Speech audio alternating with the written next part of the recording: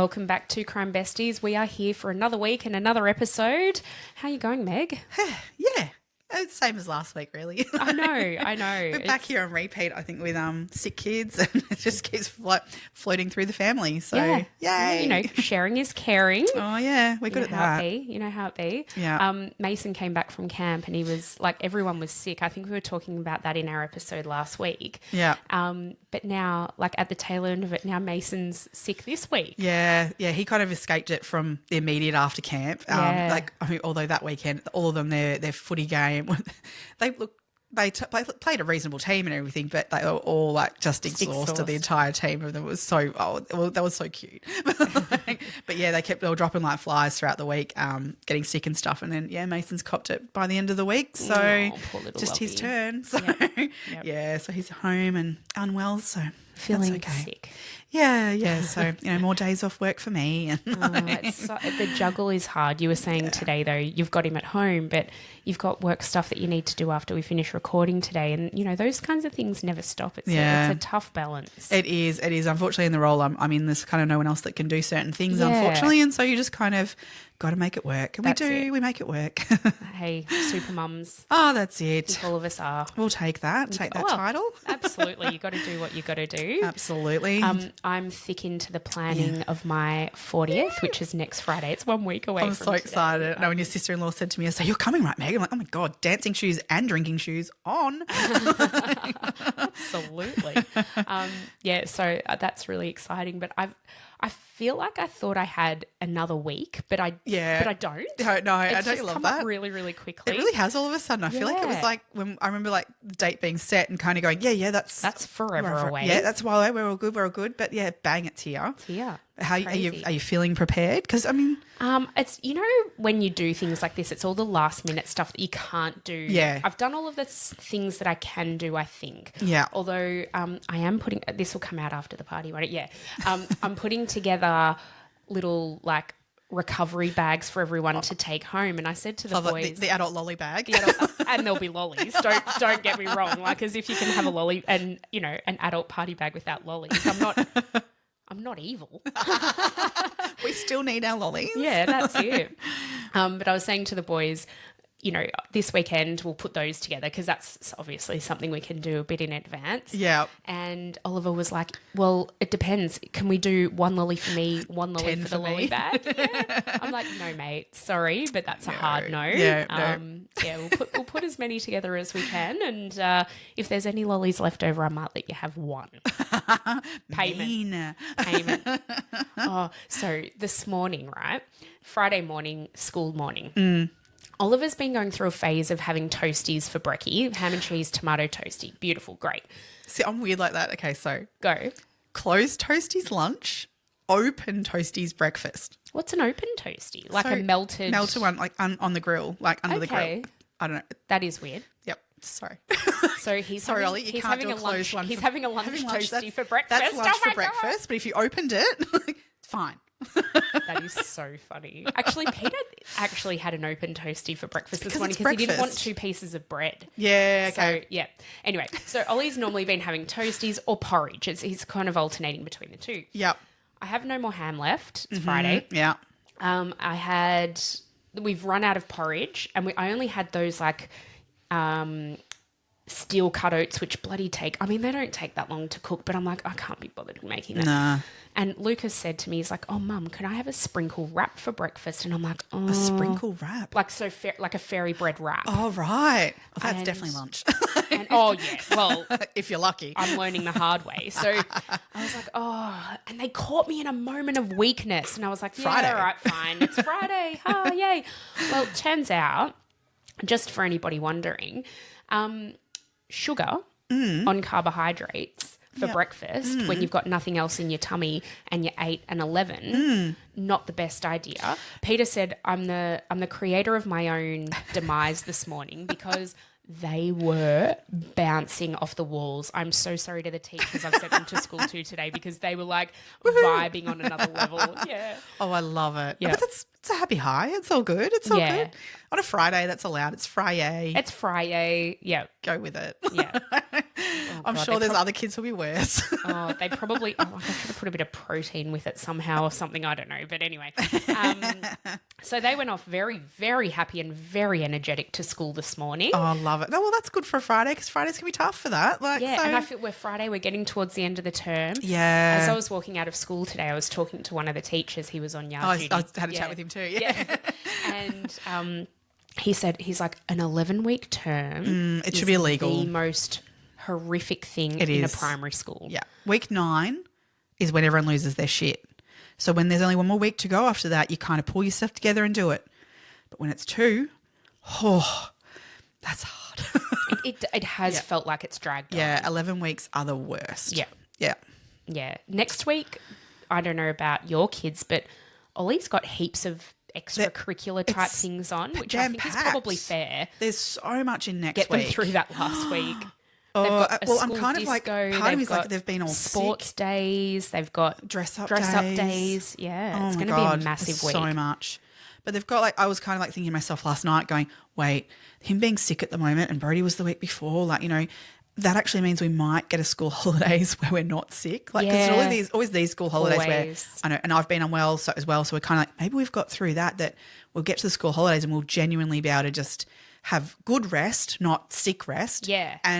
But also have fun things and, enjoy ourselves and get, revved back up for term 3. Yeah. So maybe it's not the worst thing in the world that we've all been unwell. Yeah. Get it over and done with. Yeah, that's surely, because this winter's been disgusting. Oh, it's been horrible. Bad. So many people have been really, really sick. Really unwell. Yeah. It's been awful. Yucky. Yeah. Yep. Oh, man. And I've now got to spend Saturday all day at Bunnings for the, What's the weather meant to be? Reasonable. Okay, so not pouring with rain. Not pouring with rain. It's meant to be dry at least. That's something. So that's something. I mean, apparently 15 degrees, which is better than the 10 that we had during the week and stuff. So, I'll take that for a Bunnings barbecue on a Saturday. Do you have to be there the whole day? I will, yeah. Wow. It'll be a very long day. I'll be there at 8 a.m. till about 5, I think. So. Yuck. Yay.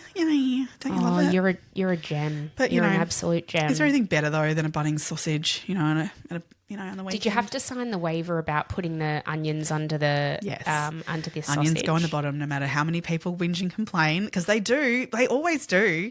And you're like, well, I can't do anything. It's got to go on the bottom. We've signed something to say we're going to do we will do that. Oh, that is actually so funny. They're really that's really rigid on everything. Like, because one of my team members was saying I've got an extra marquee. We could, set that up and do this. And she was saying, we could have some painting or something for the kids to do. And that's cool. And I'm like, that would be really awesome. But Bunnings are like, no, this is what you do. Nothing outside this box. Yeah. I mean, it is very formulaic and it works. Yeah. It's generally a pretty good fundraiser. Yeah. It'll make us a bit of money. Yeah. Yeah. It's just it's hard to find volunteers these days. Oh, it's always the same people. We were saying this the other day. Yeah. At school, it's always the same parents who are volunteering. Yeah. At sports events, at all of that sort of stuff, it's always the same people you see. And look, I understand people have work commitments and life is really, really busy. But then also, if you want your kids participating in all these extra things, sometimes you do need to put yourself out a bit and help out, because it's not fair that it always falls to the people who have that social conscience to be like, oh, fine, I'll bloody do the barbecue, or I'll do this, or I'll do that, or I'll volunteer, or I'll make this, or because they're the same people that, the ones that do come along every time. When there's one that they really genuinely can't get to, they kick themselves so much over that and, beat themselves up going, oh, I feel really bad, I can't help out. Yeah. Whereas other people very easily just say no to everything. Yeah. I sometimes wish I was that person being able to do that. I know, because we tend to be the types of people who say yes to everything. And I live on the fact of I did 4 years as the president of my kids' kinder. Yeah. That I'm entitled to say no now. Yeah. But I do to myself with the whole, but these are different people. They don't know I've done that. No, you've done your time. I've done my time. Well and truly, you've done your time. Oh, this is my paid job and I'm still volunteering though. Where's that come from? Yeah, that's a step above, actually. That is a step above, because it's to no benefit of your children. No, that's what I keep saying. I'm not benefiting my kids from this. No. But anyway, we will get there and we will get through and we'll get some nice stuff for the kids that are currently going to use it and that's in the future. True. That's motivating for the gorgeous little kids who are in your service. Yeah. It'll be fun. We'll have a great day and freeze our butts off, but it's all good. Well, at least you'll get a decent sausage. Warm our hands by the barbecue. Don't get your fingers too close. No, we'll melt ourselves off with that. Hand. What are they? Food Hot gloves. hands. Oh, yeah. I thought you meant hot hands. No. Yep. Very good. All right. Man. I have a few shout outs for today before we really get started. We've got Mad Collitz, EPAV 1986, Boz Grubo, Rebecca Hillam all gave us really nice comments on socials this week. Yep. And then we had coffees bought for us by Jade, who absolutely loves it when we call people a piece of shit. So I'm this sure one's we're for going you. to do that this week. Yeah, this one's for you, Jade. What a piece of shit. And then Becky Wilson, who she's also bought us some coffees as well. And she said that our podcast gets her through a long and early days at work. So thank you to both of you. Thank you to everybody who comments. Good, bad and ugly. Yep. Love the comments. Keep them coming. Keep it coming. Yes. No, it's amazing. This week's, again, another load of lots of comments and things this week. It's been great. So we're recording this just after we released our 50th episode this Yay. week, and we have had such amazing engagement off the back of the 50th episode. So thank you to everyone. I even had a comment this morning. I was at BFT, and the guy who owns my BFT, he came up to me and he's like, "Oh, so you've got a podcast, do you?" Don't. I'm like, "Oh God, how do you know?" Yeah. And he's like, "Well, you did like share it on social media. I assume you want people to know." And I'm like, "Oh, yeah, yes." Yes. I'm like, and he goes, "Oh, well, I haven't listened to it yet." And I'm like, "Oh, Okay, cheers, thank thanks for your God. support." But he then said it's on his agenda. So Blake, if you're listening to this, thanks for listening. Thanks for listening. Thanks for giving it a go. Thanks for the support. A minute's all it takes, mate. And then you Yeah, that's right. That's right. We'll take it. Stay for the show. Stay for the lot. It's good. It's good. This week's episode is an absolute mind fuck, though. It really, really is. And I have to say, like, I when I saw that was written down which episode we're doing, I read off of our thing, like, because I think you popped in quite a few this of like on our The schedule. Yep. And I was like, oh yes, I've been wanting to look into that one, and I hadn't had time to deep dive anything previously on it, but I'd heard about it and I'd seen that there was a TV series about it and all these sorts of things. So this was like my opportunity to go, finally, I get to learn about this. And holy shit. Oh my God. I mean, so we're talking about Christopher Duntsch, Dr. Death. He was the first Dr. Death, I suppose, but there've been several podcasts made about other doctors who've also sort of gone down this path. Yeah. But this guy's sort of the OG in terms of the podcast that came out, the Dr. Death podcast that came out.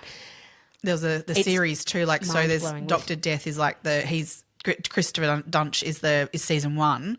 But then there's season 2, which moves on to another. Paolo Macchiarini. Yeah. We should do him one day too, because it's just as intriguing. I've left it there at the moment going, I'm coming back to this because I enjoyed it. But apparently they're about to release a season 3, I think, too. I think later on this year. Yeah. Yeah. So that's interesting. There's obviously it's an issue. Like I think because of the nature of the work that they do, as lay people, even professionals put their trust, and when you go in for surgery, you think that the surgeon and everybody in that operating room and all of the support staff, all the ancillary staff are all there to make sure you're going to be okay. And, you know, they are highly trained and highly skilled, and the outcome, you know, is going to be good. as best as it can be. Exactly. Yeah. And then to find out what we end up finding out throughout the course of this case, it's actually terrifying. Oh, it really is. And I'm sure it makes people second guess and research more,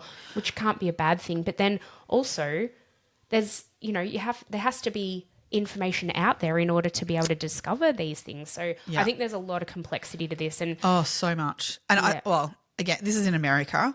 And I know we've certainly had an Australian version of our sort of Dr. Death, I guess, here. Yeah. Which, again, another one we could probably look at Definitely. down the track. But I think it's less so, I want to say. I feel like that the laws and things have in America sort of didn't help this situation. There was ways around reporting things, I think. Yeah, I agree. And I think the way that the medical system works there, it's very insular. So each state has their own. Yeah. Whereas in Australia, we've got a national sort of database, I guess. Yes. So it's easier. And also, if you think we're a population of 26 This is million it. I mean, people, a population-wise, 300 million. Yeah, it's a very different, you can't compare it in terms of the population-wise of how you manage the system like that. Yeah. But at the same time, to have someone There's gotta moving be around, something. there's got to be a way to it's track terrifying. that. Yeah. Agreed. But yes, I mean, so much in this we can get into. Let's do it. Let's. So Christopher Daniel Dunsch was born on the 3rd of April in 1971. He's best known as being a neurosurgeon who, as we said, has the nickname of Dr. Death. In his early life, Christopher Duntsch, so he grew up in what has been described as a very lovely, loving, caring family. Yes. Which, do you think that just is at complete odds with what ends up coming out of it? Yes. And because of what, we talked about in terms of our experience of going to see that psychologist, and what her 9 factors of making a serial killer, which is there's a question mark over this in whether does he fit that category or not, which I get, and I'm not ignoring that fact, but there's aspects of him that I go, is he the outlier that I was referring to? And I now feel like after now deep diving this, I wish I'd had this information before that night to go, is he an outlier? The only thing that makes me think it is, so in terms of the serial killer definition, they need to have killed more than 4 people, is it? And he only, we'll get to all of this, but he killed 2 people. But is that just because they stopped it before it happened, or maybe? And there were other, people, other factors, but there were people who have been permanently maimed. This is it, and to me, it's just about it. To me, that then puts it into a category of he wasn't effective. Yeah, potentially. Well, he wasn't effective in any aspect. Well, in any aspect, really. Yes, no, entirely, but.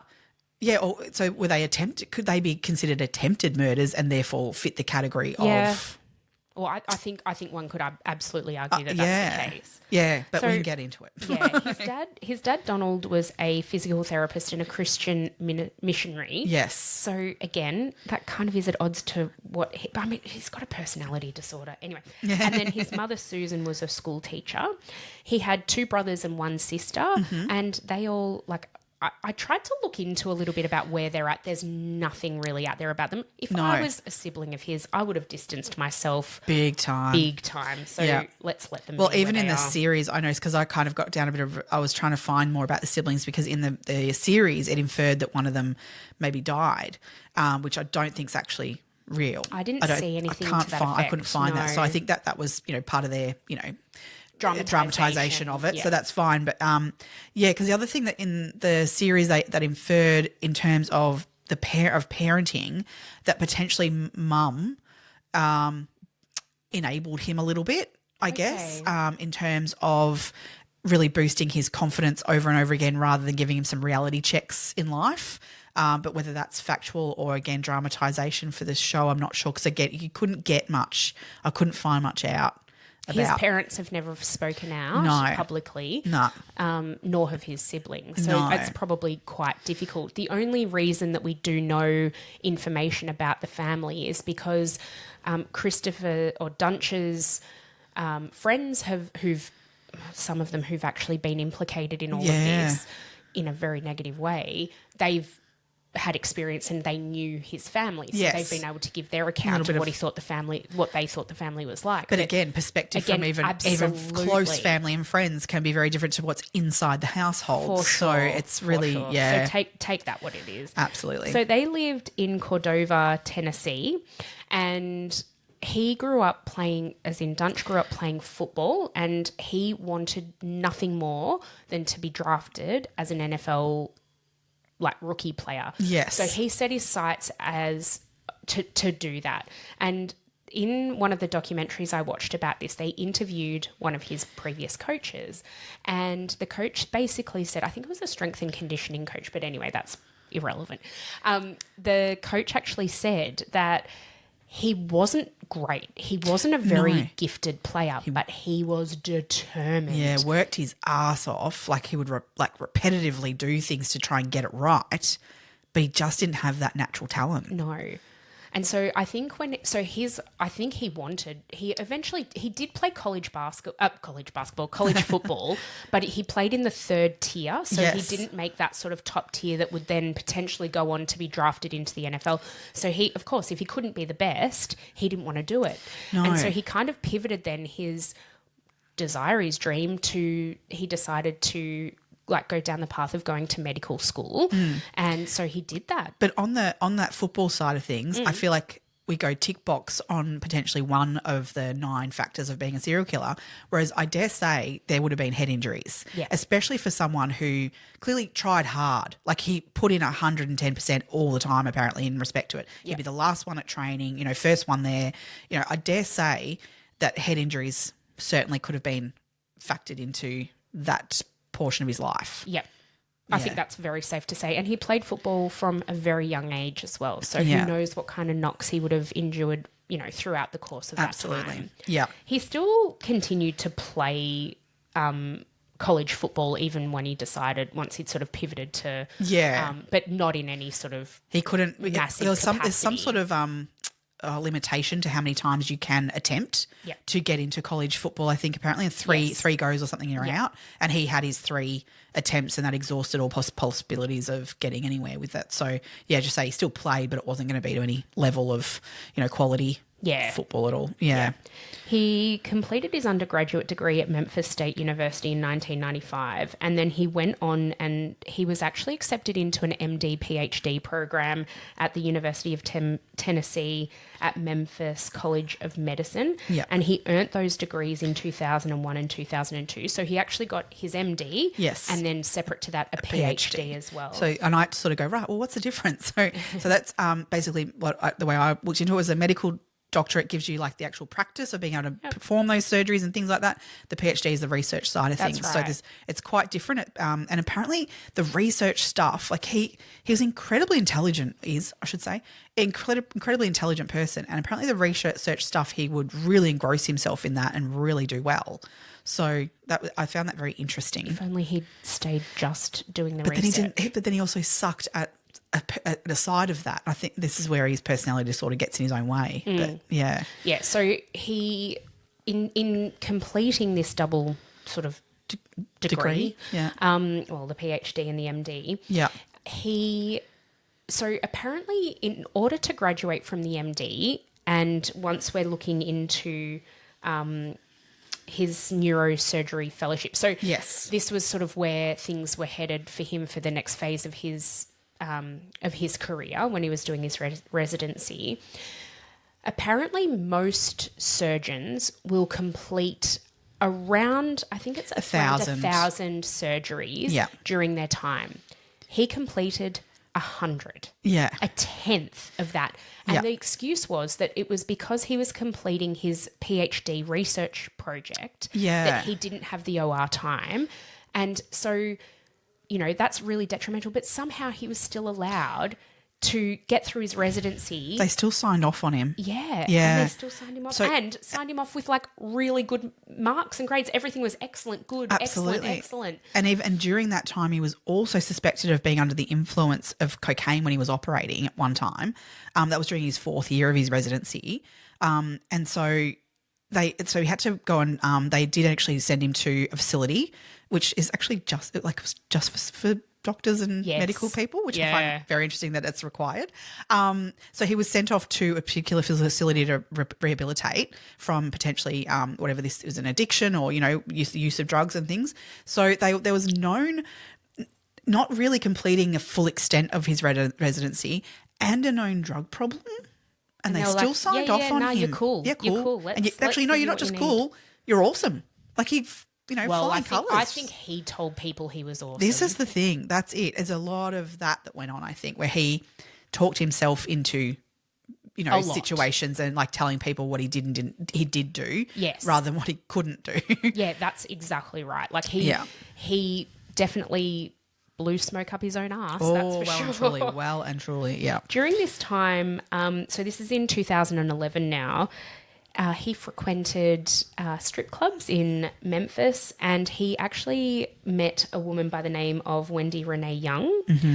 Wendy, they began their relationship pretty much straight away. He, saved her from strip clubs and the strip club life. When a hero comes along. I haven't heard that one for a while. And the first time they slept together, she fell pregnant with their first child. Oh, see, I didn't know that. Yes, the first time they slept together. Oh, that poor woman. So she was essentially trapped right from the get-go. Around this time was the time where he had to decide where he was going to work and where he was going to establish himself. Yeah. And because he was a neurosurgery now fellow, he was very well regarded because I think he told people how amazing he was. And he'd done this on paper, he looked amazing. He looked very impressive. Yeah. And so he had offers from all around the country, and they eventually decided, because Wendy was from Dallas and she wanted to sort of relocate there if they were going to go anywhere, they decided to go to Dallas, and he was actually offered a fellowship at Baylor Plano.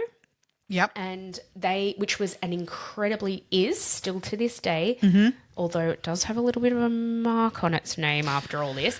But Baylor Plano was a very well-regarded tertiary hospital. So it was a tier 1 hospital. They did all of the, very specialised surgeries there. It was a very well-regarded institution. Yeah. And they were delighted to have somebody of Dunsch's credentials, come and join them in their neurosurgery department. So it's fascinating. So what happened when they moved down to Dallas? Dunch was offered from Baylor Plano. He was offered a $600,000 a year salary, and then there were bonuses and extras on top of that. I think he was basically looking about at 1.2 million a year or something, roughly. I think you're right. Between $1 million and 1.2 million a year. Yeah. In bringing Wendy, and he actually ended up bringing his friend from university as well, Jeff, down to Dallas, and they all lived together in this absolutely stunning apartment. Now, I say apartment and people probably think it's this dingy little, no, this is luxury, massive, size of a house type apartments in a really prestigious part of Dallas. And, all during this time, Chris and Wendy were, essentially starting to build a life genuine together. de facto relationship, really. I mean, Absolutely. they were having a child, was and pregnant with their first child.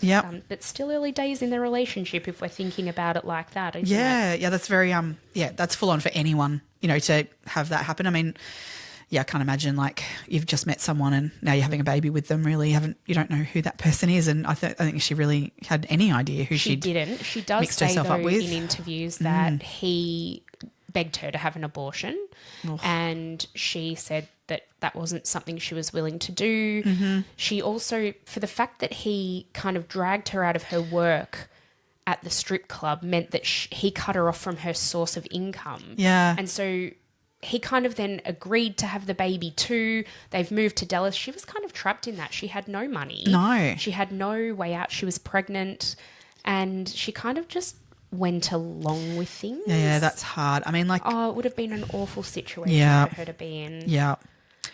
Oh, gosh. At the end of medical school, though, he was in about $500,000 worth of debt. So the advance that he got from going down to Baylor basically meant that, his debt would be wiped very, very quickly, and, he could really establish himself. And because he felt like he was just it in a bit and God's gift to the world, he saw that there was not going to be any issues with that. Yeah. Unfortunately, very, very early on in his time at Baylor Plano, he did not make a very good impression especially on the other surgeons and the nursing staff in the operating room. This blows my mind, actually, in terms of, like, doctors and nurses, especially in these sorts of surgeries, I think it's a different world. And I get, to a degree, you have to be very confident in what you're doing. You have to be a particular type of person to be able to, basically you've got a person's life in your hands on the table. They are 100% vulnerable and relying on you to do your job, to have them come out of this, one, alive, but also better than they came in. And I do understand that you definitely need a certain personality to be able to do that and be able to walk away from it unscathed yourself in terms of the pressure of that. However, I do really struggle with the fact that not many people spoke up, about what went on in the moments. I think people tried to in the moment, Yeah. but he shut them down. I think it would be so difficult because in an operating theatre, there's a hierarchy. Yes. And the surgeon is at the top of that. Yeah. And so to question the head of that room would be very, very difficult. I struggle with that in terms of I get it, but shit. There's a point where you've got to be get this guy the fuck out of here. They did try. Yeah. We'll get to this as we talk through nursing staff who had a lot of experience as, theatre technicians, all of that sort of stuff. They knew what a surgery entailed and they could see that things were wrong and they would question things or point to different structures of anatomy absolutely. and be like, oh, is that the right place or is that the right field of view that you've got there? Yeah.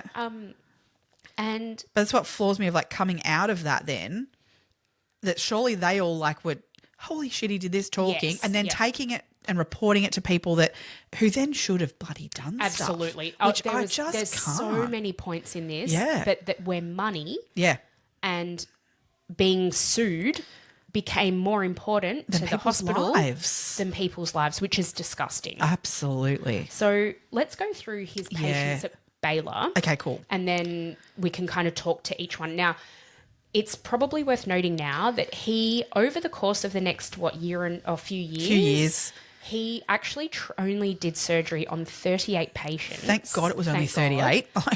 He maimed or injured or had worse outcomes in 33 of those 38 cases. Yep. Now, 2 of them being death. 2 of them being death, 1 of them being a quadriplegic. Yep. Coming out a quadriplegic, and that was his best friend. Yeah. But so we're not going to go through every single patient, but there is definitely a pattern, and most of the patients experienced a very similar pattern. So the first patient I was going to talk about, he operated on Lee Passmore in December of 2011. Yep. Lee, I believe, was a Collin County medical investigator. That blew my mind when I read that. I know. I was like, well, of all people, you'd think that this is where you kind of get to this point of a medical investigator has chosen him to be his surgeon. Yep. So he's not silly. He knows what the lay of the land of who's out there in terms of doctors and stuff that goes on. He'd have connections, I'm sure, of who do I go to for this? And that's where I think this is where legally this undoes Chris Duntsch a little bit in terms of he falsified his status of he would somehow wipe the internet of any negative feedback on him. He put out false ads and false awards that he'd won, and all sorts of things to gather good reviews so that people would come to him. It's disgusting that then obviously this man, an intelligent person, fell for his propaganda that he put out. Absolutely. Yeah. So Lee experienced chronic pain and limited mobility after he'd had the surgery with Dunch. Yeah. Apparently during this particular surgery, I think he was having it was maybe a discectomy or something like that. Apparently it was a fairly routine-ish type of this is the thing. Neurosurgery. All of his surgeries that he was doing, they were what surgeons would consider fairly routine. Some of them were literally you don't even stay much more than overnight for afterwards. It's, day surgeries, that sort of stuff. However, you're dealing with the spine, which is there's nerves ridiculously the potential for complications is there. But if you do it as it's supposed to be done, it's a very simple situation. Apparently, I'm not a doctor, and so I don't want to downplay what they do by any means because I certainly wouldn't want to be operating someone's spine. No, but apparently for this particular surgery, there's always a vascular surgeon who gives access to the site. Yes, and in this particular case, the vascular surgeon was a man by the name of Randall Kirby. He was a very experienced vascular surgeon, and I had Mark Hoyle as the assistant. Was he? Oh, maybe. The vascular surgeon. Oh, maybe. Yeah. But apparently he said that it looked like he didn't know what he was doing right from the get-go. No. And it was really, really scary. Yeah. Post-surgery, Lee was experiencing severe pain, far more than what he was experiencing when he went into it. And x-rays showed that the cage that he'd used to stabilize that, I think maybe it was a spinal fusion, I actually can't remember. Yeah. But the cage that he'd used had been misaligned. Yeah. He put a screw through a nerve. So Lee He ended up stripped the being... threads of that screw as well. Yep. And what happened was that so they couldn't take it out because it had been stripped. And then, but even if they did manage to get it out, he would have bled to death. Yeah. So they had to leave it in. Yeah. So he said his pain was like nerve pain, sharp pain. He was incontinent. And one of his favourite pastimes was swimming and running, and he hasn't been able to do that again since. No. So you think that would have raised what should have been a simple procedure, and he's had multiple complications from this. You would think that would raise alarm bells, but no. Well, apparently, even during that surgery, apparently Hoyle, the vascular surgeon, he apparently physically restrained Dunch during that surgery to try and stop him from doing what he did. And so there were people definitely trying to stop him, but there wasn't that next level of after the fact going, this is not on. He cannot go back in an operating theatre. No. The second patient that I wanted to talk about is Barry Morgulov. This surgery happened in January of 2012. He came out of his surgery. So he was the owner of a pool servicing company. So he had a fairly physical job. He definitely needed mobility. Yeah. And he basically wanted surgery because the pain that he was experiencing from, again, I think it was a bulging disc, and then he had nerve pain associated with that. Yeah. It just got to a point where he actually couldn't, partake in his day-to-day tasks, and work was getting more difficult. So he made the decision to seek the counsel of a neurosurgeon to see what could be done. Yeah. And in doing so, he was recommended Dunch, and Dunch was like, "Oh, I'll fix you. You'll be pain-free by the time you walk out of my surgery." Yeah. He came out of the surgery in extreme pain. Now, Barry actually had a drug abuse history, and Dunch used this as an excuse for him saying that he was in pain and wanting to get more like opioids or whatever it was that he was prescribing. So he was actually in extreme pain because Dunch had fucked up the surgery. Yeah.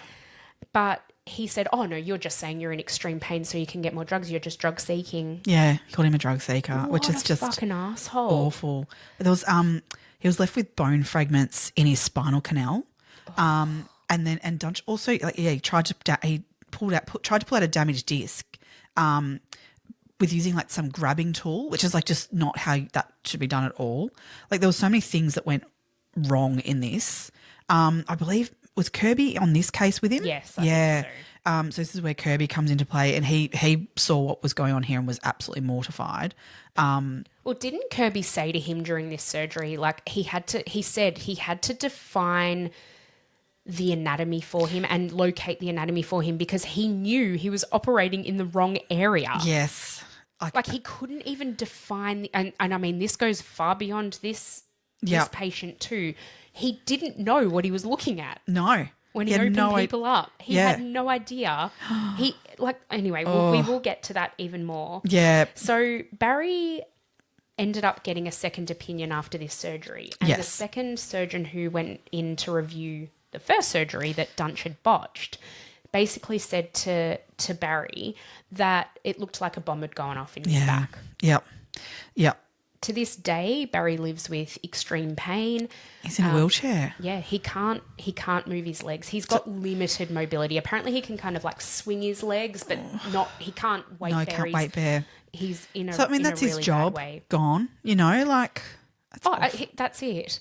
He after the surgery and after he'd had the revision and he had the support of that second neurosurgeon who did help him, it meant that he was able to get very limited but some mobility back and definitely lessen the pain that he was in. Yeah. He wrote a letter to the medical board, and the medical board eventually, I think it was 8 months later, responded to him and said that after their investigation, it was determined that this basic standard of care had been met in his case. Oh, you can't even. That's Can't just even. wrong. Can't even. So Dr. Randall Kirby, who we were referring to, who assisted in that surgery, he was also called in to basically review a number of Dunsch's cases after there was injuries and things beyond the surgery. And he, similar to that surgeon that you were talking about there, he made comments of like that it was he'd performed situations of like that would be called a crazed maniac really performing. Yeah, right. The injuries and his investigation into all of it, like basically said that he felt that it was highlighting a deliberate attempt by Dunch to kill his patients. Yeah. He really honestly believed that there was no other explanation, that no one could perform a surgery of that extent and leave that much damage without just basically wanting to kill the patient on the table. I think it was his hubris that got him there. Like whether he thought he was going to kill them or not, I think is almost a moot point. I think he just thought he was God's gift to the world, and he knew best. And yeah, it was horrible. The next patient I want to talk about is the one that really fucking gets me. Mm-hmm. Yeah, Jerry Summers. Yes. February 2012, he went in for surgery. This is his best friend from high school. Yeah. They played high school football together. They were living together in Dunch's apartment in Dallas. He followed Dunch from Tennessee to Dallas. They were best friends. Oh, yeah. And Dunch was like, yeah, I can fix your back pain. No worries. Yeah, it was his neck. So he had... he was in a car accident, I think so. That caused the neck pain. Yeah. So he was meant to go in and have 2 neck vertebrae fused. And apparently this is fairly, and Dunch said this to him, it's an easy surgery. It's very straightforward. Routine surgery, no worries. Just come in, we'll get it fixed and we'll get you sorted out and you'll be good as new. And that's not a lie, as in, yeah, that's how that should have gone. Yep. But God, did it not go that way? No. Oh. So Kimberly Morgan, let's introduce her at this point. Oh, yeah. So Dunch decided to employ a nurse practitioner to assist him in his practice. So he'd set up a practice called like at the Minimally Invasive Spine Institute or something like that at Baylor Plano.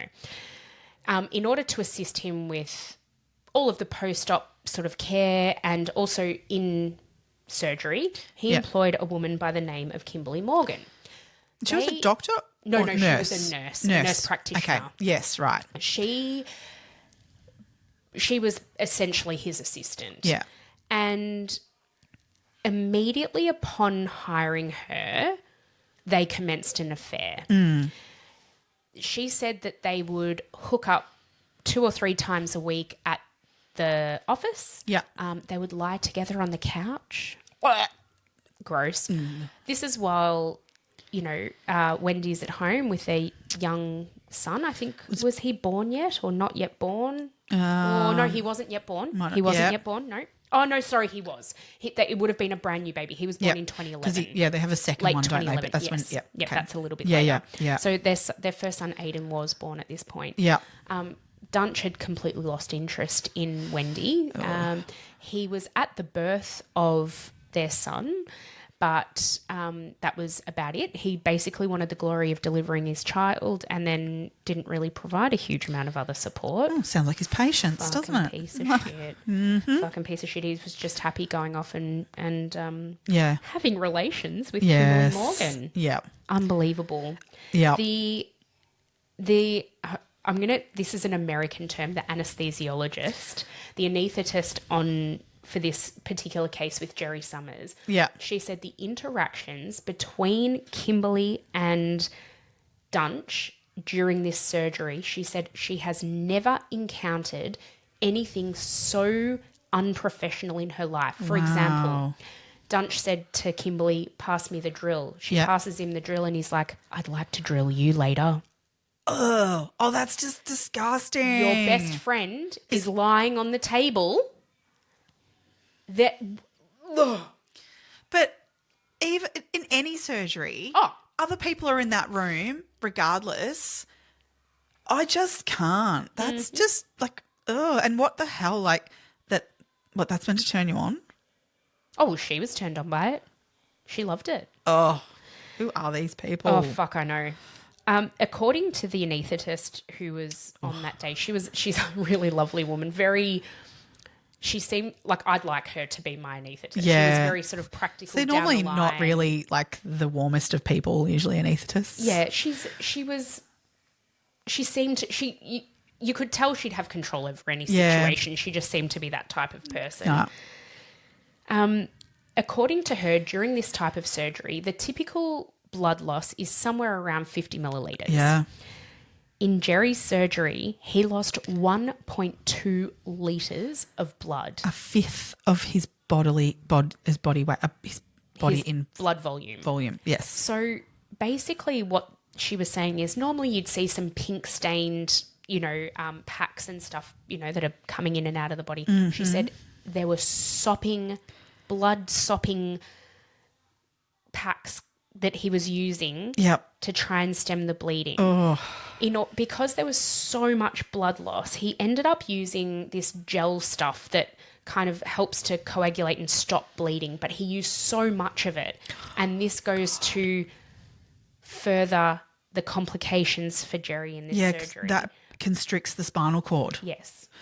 And he used so much of it that it basically, according to reviews from other surgeons post-surgery, Jerry was essentially decapitated. Yeah.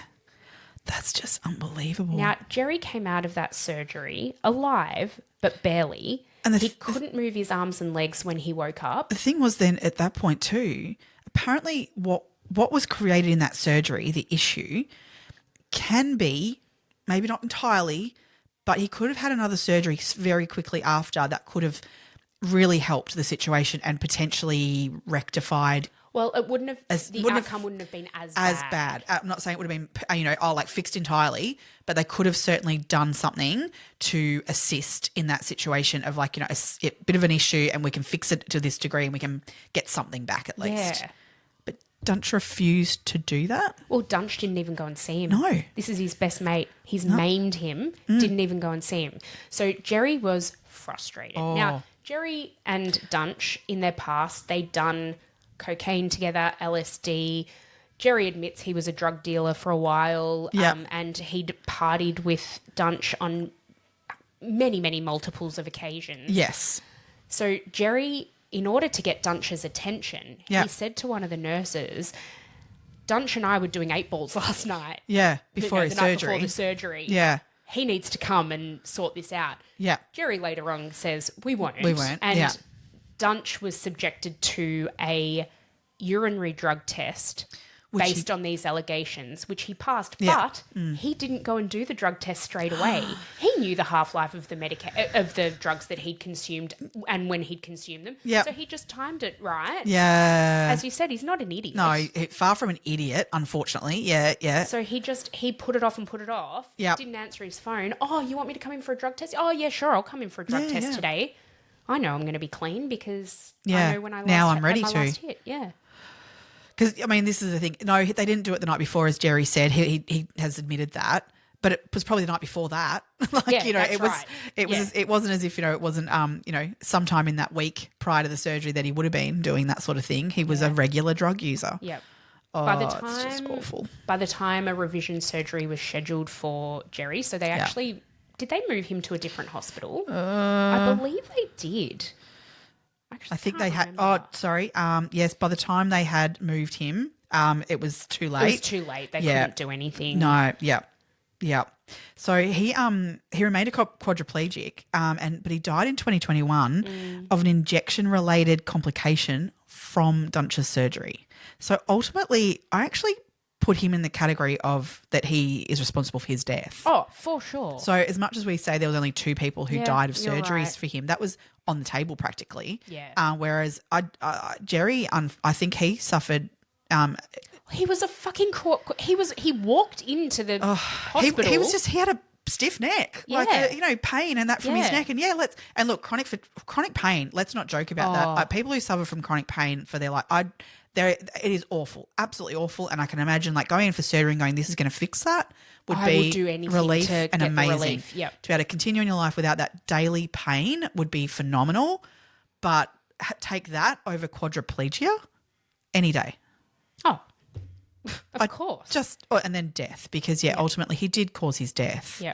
Oh, that's your best the mate. hospital, Baylor Plano suspended Dunch for 3 weeks pending the investigation, like about the drugs and the drug test and all of that sort of stuff. Yeah. And then when Jerry admitted to the hospital that he was lying about the 8 ball the night before, they reinstated his privileges without so much as a question. That just blows my mind. I can't. It's fucked. It's actually fucked. Yeah. Kelly Martin is the next patient I want to talk about. Yeah. Her surgery was in March of 2012. She was undergoing what they called like a decompression operation. Yep, routine. Routine, nothing sort of out of the ordinary. Apparently it is considered the simplest spine surgery that there is. Apparently. She'd been getting Christmas decorations out of the attic and she'd had a fall and... Off a ladder, and, it had compressed her spine and she was in a fair amount of pain according to her family. Yes. And so it got to the point where they were like, well, of course, like we're going to now do something about it and see. And again, Dunch came very highly recommended, minimally false invasive. reviews. Yep, all of that. Yep. It was actually the GP or her family doctor who recommended Dunch because he'd gone around, or actually Kimberly had gone around to all of the local family medical practices, like the GP practices, and given his card out to say, look, if she was spruiking, the work for him. Yeah. And this GP was like, oh, well, you need a neurosurgeon. Oh, here, this guy's amazing. Yeah. Just ask him. He'll Just tell you. ask him. Oh, God, yeah. Yeah. He said to Kelly and her family who were in the initial pre-op consultation, oh, I know exactly how to fix it. Mm-hmm. Okay, well, let's just see. It was a 1-hour surgery. She was only meant to be in for the day. Yeah. And they said she could go home that day. So I love the fact she's got two adult daughters and her husband, and they went to hospital with her. They were waiting in the waiting room, and her husband had done a little bit of research into what this operation entailed, and he said, I knew that it was, and Dunch had told them it'd be about an hour. So they're waiting in the waiting room and they're like, oh, this is strange. It's taking a really long time. It's been a good couple of hours sort of thing, which is, it was a couple of hours, I think. And they're like, oh, let's go and ask and see what's going on. Yeah. So they go to the nurses' station and the nurses, and they said, can we speak to the surgeon? Like, what's happening? Dunch comes out of the surgery, comes and speaks to them and basically says that, everything's fine. Don't even worry. She had a bit of a reaction to the anaesthesia. We're just getting that all under Blaming control. someone else. Blaming someone else. Mm-hmm. So the family are like, oh, okay. So they sit back down in the waiting room. They're waiting and waiting and waiting again. And then they see one of the nurses who'd done one of the pre-op checks for Kelly, and they go up to him and they say to him, where's mum? Like, what's going on? You're out of surgery. And they're like, oh, didn't you know? She's been taken to the ICU. She's not even on this floor anymore. She's, being up moved. in the ICU. And they were like, what? So they'd been waiting there for, I think it was 4 hours. Yeah. And Dunch didn't even have the balls to tell them that she'd been taken to the ICU. I don't even know if he didn't think to. That was not his prerogative. Like, that wasn't his. He's just awful. So according to him, she was having issues coming out of the anaesthesia. The anaesthetist couldn't get her BP under control, and they were like, well, why? Like, what's going on? Turns out Dunch, during the surgery, had put drainage tubes in. Yep. At the conclusion of the surgery, which didn't even really actually happen, he took the drainage tubes out instead of keeping them in if there was some bleeding to drain away any bleeding, and that way they could keep an eye on what was going on. He's sewn her up, and she's still bleeding internally. Well, because he cut an artery. Yeah. But he didn't fix it. No. He just sewed her up. Back up. Yeah. And she's bleeding internally. Her blood pressure is plummeting. Because she woke up and was screaming in pain, and she was so agitated and awful. Well, she said, my legs, they're in absolute agony. And then the nurses pulled the blankets up and her legs were blue. My God, yuck. Oh. Her legs were blue. They had to re-anaesthetise her. Because of her reaction and everything. Also, they thought Dunch would take her immediately back into surgery to sort this out. He didn't. No, he refused to. This is something that could have been fixed.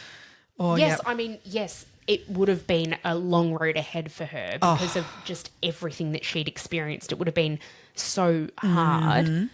But he should have taken her back into surgery, at least repaired that artery. Like she's like literally going into cardiac arrest and he was outside of her room on his phone.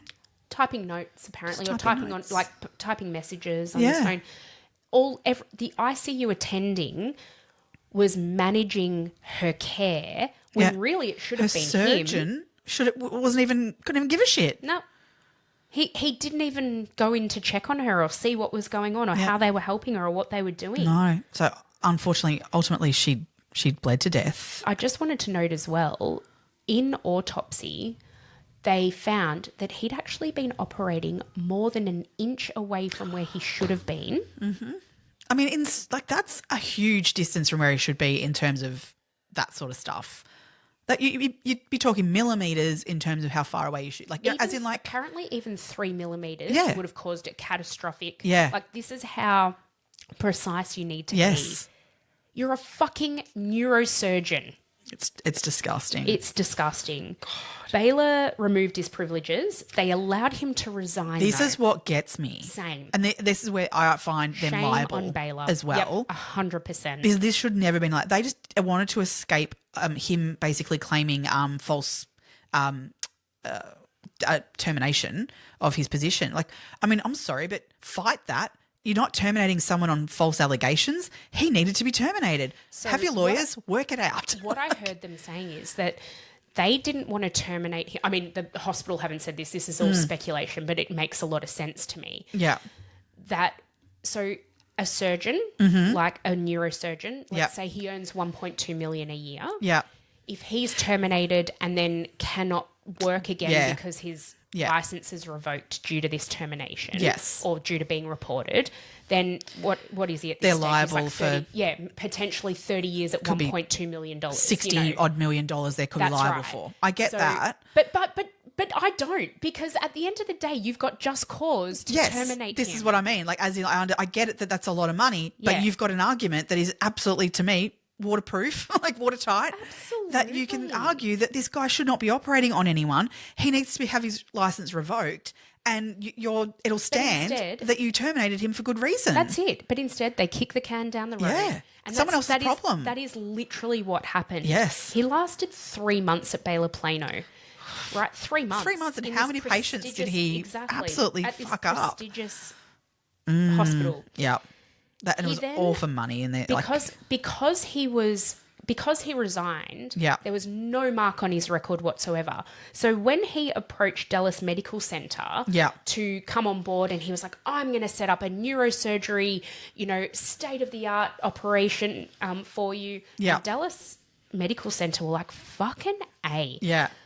A neurosurgeon will typically bring in a revenue of around $3 million to a hospital every year. So for Dallas Medical Center, which was probably a tier below Baylor Plano, a second-tier hospital, they were like, oh, sweet. Bring him in. This is great. Yeah. We'll take the $3 million in revenue. Because again, and all about money. And then having him here because he's so amazing, he'll attract other neurosurgeons, and we can build up and we can become a tier one maybe. Or that's right, the place to be. go for neurosurgery in Dallas. Yeah. This is what they're thinking. They didn't do any other verification. They looked to see if he was potentially going to be investigated for anything. It wasn't. Which they part of the his agreement with leaving Bain and Plano was that they would write a reference basically saying that he wasn't being investigated. He had a letter from them basically, yeah. And that was it. And so they read that and went, oh, okay, like, there's nothing to worry about. Why are you leaving Baylor Plano after 3 months? To me... This prestigious appointment there. That's got a red flag, right? Total red flag.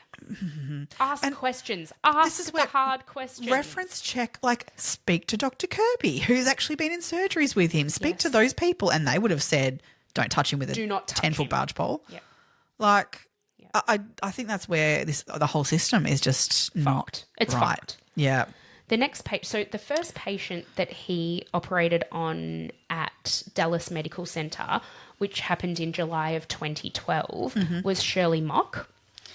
He left loose hardware in her back, and that needed to be reviewed by another surgeon. So immediately, this was day one basically of him being there. There was like a bit of a question about, does he actually know what's going on? What's happening here? Again, The nursing staff asked him to come and review Shirley after the surgery. Couldn't contact him. No. They couldn't get in contact with him. He was probably on a coke-fueled bender. Probably. The next one is really sad. Floella Brown, 24th of July in 2012. So the first thing of note with this surgery, so he is week 1, Dallas Medical Center. Comes into surgery on the second day. So he's already had a really poor outcome with Shirley Mock. The next day, he goes into surgery. Oh, actually, sorry, it was 2 days later. Goes into surgery with Floella Brown. One of the OR nurses, notices that he's wearing the same scrubs as he was wearing the day before. You know how they know this? It's a hole, wasn't it? Yeah. A hole in his bum, the size of a nickel, and he wasn't wearing any underwear. So it was really notable. It was really That's got to be a hygiene issue, yeah? Oh, absolutely. Yeah. Absolutely. Like, you're gowned and gloved in surgery, but you can't tell me that wearing the same... You know, surgeons are scrupulous with cleanliness and hygiene and maintain... You should be changing your scrubs between patients, potentially. He was wearing the same scrubs. Especially when there's a days lot of... and This was 3 days it ended up being he was wearing the same scrubs. Nah. With no undies too. Like, gross. No. Oh, just that alone, to me, Oh. should be grounds for dismissal. Red flag. Like, this is where I just don't understand where they cut that Bane Planer are like sitting there going, oh, no, we don't want to risk, a lawsuit for dismissing him. There's plenty of grounds for him to be gone and to be no. He had to go. This is not best practice. No. Like, if nothing else. This is it. Oh, God. Sterility is imperative in surgery. Like, I just can't even... I can't even get my head around how he would think it's okay. But then he also thought he was God's gift. So yes. Oh, God. The nurse, the OR nurse, the same one who was like, he's wearing the same scrubs as the other day. Yeah. He also said that he suspected he was on drugs that day. He said he came in, he looked like manic almost. He was sweaty and pale. He said like his eyes looked really funny. So this nurse then told his superior, and the charge nurse came and assessed the situation. And I think the charge nurse then actually did report him to the hospital board or the CEO or something like that. But during this surgery, nothing actually happened. During the surgery of Floella Brown, one of the quotes that Dunch is known to have made is, "I can't see, there's too much blood. Keep suctioning, keep suctioning." Again, this is a surgery where there shouldn't be any blood. Yeah.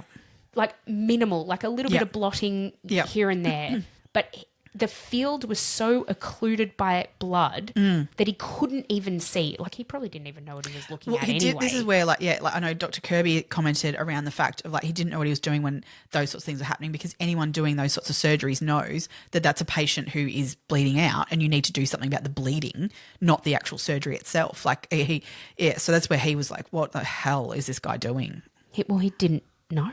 He didn't know what he was doing. Did he know? And he knew what he was doing? This is where I don't know. We'll get to that, I guess. Well, when I say he didn't know, what I'm saying is he didn't have the experience of performing these surgeries under supervision. So, but he still thought he could do it. He thought he knew better. He thought he knew better. Oh, I teeter all over that of what he knew and didn't know. Yeah, agreed. I think you're right. So then that night, her husband, Floella's husband, comes to visit her, and she's completely unresponsive, and that is not what they expected after the surgery. They thought, it was a spine surgery that they knew she was staying in overnight. He expected her to be awake, but she wasn't. And the next morning when he came, I think he actually stayed overnight, and he had to sleep next to her. And the next morning she was completely unresponsive. So he got the attention of the nursing staff, who tried to get in contact with Dunch. Nope. Do you think they could get him? Nope. 2 hours it took him to call the hospital back when he had a patient in critical condition. Yeah. Comes in the next morning. Guess what he's wearing? Same scrubs. Uh-huh. Where's he been? What's he been doing? Also, according to several staff on the ward that day, hungover as all fuck. Eyes so diluted. Hanging. Yeah. what Yeah. the fuck? And insisted on going on to surgery again. Yep. So, Floella Brown, this is the situation now. Yeah. Floella Brown in grave, grave danger from the surgery she'd had the day before. ICU were getting nothing from him to try and manage Floella. Some imaging was ordered by the ICU attending because obviously that person had to then take over the care of this patient. She was basically having a massive stroke. Yeah. She died. Yeah. Oh, he's just awful. There was nothing the ICU attending could do. No. While Floella was dying of a stroke, Yeah. Dunch takes Mary Eaford. He was told not to, surgery. too. He was Yes, actually because instructed not to. Mary Eaford's surgery was fully elective. Yeah. There was no urgency. No. She was in a bit of pain, but it was nothing she couldn't handle. She just wanted a better quality of life going into her retirement. Yeah. It could have waited. She was already retired. It could have waited. Yeah. It could have waited 6 months if it needed to. Yeah. It was not urgent at all. The hospital said to him, you need to postpone this surgery. And he went, like, fuck, I'm postponing. I know better than you. I've already got this scheduled. I'm doing it. Yeah. Now, my thing here was he doing this for the money? Because he was getting caught out again. I just think it was his ego.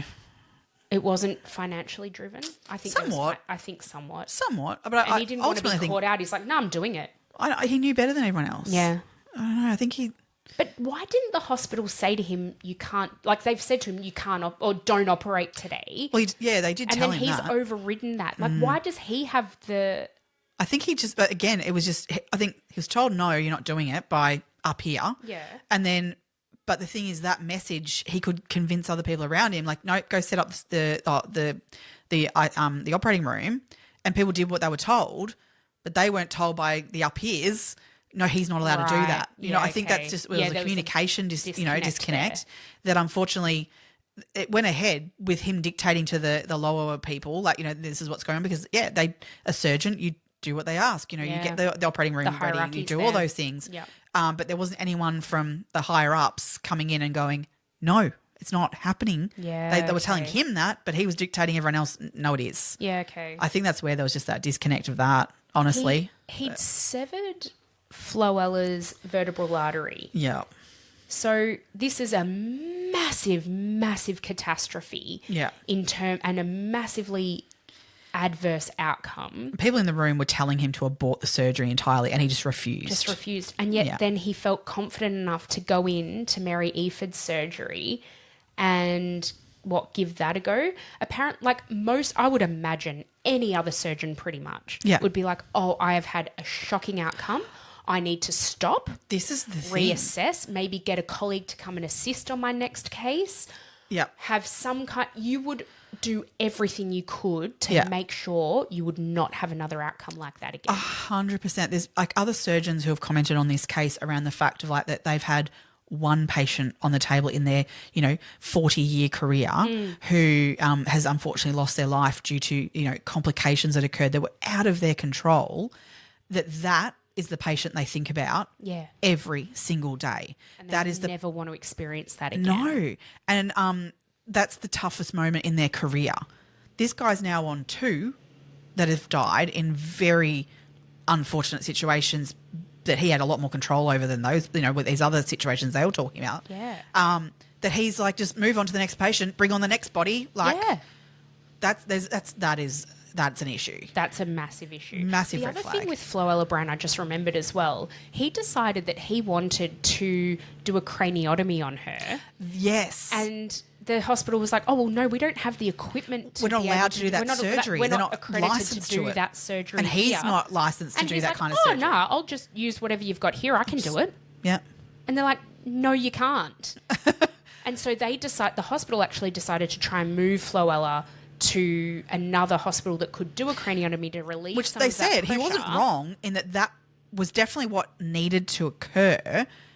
He caused that that needing to occur though. Yes, yeah. So he wasn't wrong in his medical opinion. However, he was not trained to do it. No. There was, Nor was he in a hospital that had the facility to be able to do it. That's a whole new level of surgery that needs to be, done. It was Equipment and he wasn't saying, "Can you get someone in to do that?" He's just, "Oh, I'll just do it." And then he blamed the hospital on Floella's death. Yeah. They moved her. She died because they moved her. They moved her. No. They died because you severed her vertebral artery. Yeah. And she had a stroke, you absolute fucking piece of shit. Oh, God, yeah. Yeah. Ugh. Yeah. But as you were saying, to then force the fact of this has occurred, instead of having any kind of empathy or any normal reaction to that, his reaction was, we'll bring the next one in and we'll get the next patient on the table. Let's see how we can fuck this one up. So poor Mary. Oh. Mary Eaford. Yeah. I've already said he's got this field where there's so much blood he can't even see it. Yeah. The hospital... So the people in the operating theatre were like, you need to get this bleeding under control so you can see what you're doing. Yeah. And he said, I can see it with my eyes. He couldn't, number one. No. Number two, he was inserting screws into her soft tissue, so between the bone and into muscle, basically. Yeah. I saw in one of the documentaries I was watching, they're like, it would be like screwing a screw into a fillet of tuna. Yeah. Yes. Like it's holding on. There's nothing there. Nothing there. It's not. Yeah, not actually doing anything. It's just moving around in the muscle tissue. He doesn't even know that he's put a screw in tissue as opposed to bone. But that's where I go. You just don't care. As in, you'd know whether if. But how do you even justify that? Even I know he's a psycho, but how do you even be like, oh yeah, that's cool. I'm just going to leave that there. Because I think in his warped way of thinking, it's like, I'm amazing. This will just work. I don't know, because he knew he wasn't drilling into bone. You know the difference. You must. You can't honestly be going this will be the right spot when it feels like that. Oh, he couldn't even see what he was drilling into. But you feel it even then. You know what I mean? I'm not saying it's wrong that he couldn't see, and that was one issue. But you could feel that it was wrong. For sure. So there's you can feel the difference between bone and muscle, soft tissue. Even as I'm not saying I'm going into anyone's spine and doing surgery, but I could even tell the difference if I was drilling into bone or muscle. Yes. I 100% will say that. Yeah. So he says that during this time, during Mary's surgery, is when the hospital director came into the operating room and said to him about transferring Floella to have the craniotomy at the other hospital. Yeah. He leaves the operating theatre at this point. Oh, God. With Mary bleeding on the table. Yeah. And the OR staff, the rest of the operating theatre staff, are standing there going, what the fuck? You never, ever, ever leave a patient open on a table, especially a patient who's bleeding. Yeah. And walk away. Just walk away. You just never do that. That just does not happen. But he's cracked the shits. Yeah. And he's going to go and sort out Floella. Yeah. Well, he didn't. No. What they suspect happened is that he went and had a bit of a hit of coke. Yeah, because he's just feeling a little bit of pressure at the moment. Yeah, feeling a bit. That's not right. It's a bit hard. Oh, these people, what are they doing to me? Because apparently when he came back into the theatre, he was, up. Totally up. Happy, bouncing. Bounding in. Oh, my God. Ready to keep going with Mary Eaford's surgery. Oh, yeah. Unbelievable. Absolutely unbelievable. So Dr. Robert Henderson was then brought in to perform a salvage surgery on Mary Eaford. Now, he was highly respected. She woke up paralysed the next day from the waist down, I think. Yeah, I think so. Sorry, go on. So he tried to go in again and try and fix what had gone wrong. Now, he was certain when he got in there, as soon as he got into looking at what had happened in there, he was absolutely so certain that there would be legal action on this case that he recorded his surgery on Mary Eaford. Yep. He likened what he found in Mary Eaford to the results of a child playing with a Tinker toy. Or an erector set, basically like a Meccano set. It was not surgery at all. He describes Dunsch's surgery as an assault. Yeah. he concluded that Eaford would have been bedridden for the rest of her life had the salvage surgery not been operated and performed. He said after that surgery as well that anyone with a basic understanding of anatomy wouldn't have done what he did. No. And he said it made him think that he was an imposter. Yes. So that he was actually had no medical credentials Yeah, whatsoever. he thought he might have stolen someone's identity and stuff. Yeah. So in order to verify that hadn't happened, because he had his own personal suspicion that this might be the case, he contacted the University of Tennessee and sent the dean Dunsch's photo that he'd had because it was on file from being, he was on the website because he was bloody the golden boy of Dallas Medical Center at this point. Yeah. And the person came back and said, "Yep, absolutely, that's him. That's Dunch. Yep. He's amazing." Oh, that's where Henderson, what he's quoted as saying is that he believed that Dunch had to have known how to do it right, that surgery, and then chose to do the opposite. Yeah. He was found to have been, again, operating. He didn't even touch the disc that he should have operated on. No, didn't even touch it. No, he's actually fucked up in a whole another spot. Point of, it blows my mind. Yeah. Yeah. So thankfully, because of the revision surgery that Dr. Henderson took, Mary, she still had deficits. She still had, a loss of mobility, but she wasn't a paraplegic. No. So thankfully, he was able to take her back into surgery within that window where he could repair what he could repair, and the results weren't as catastrophic as they could have been for her.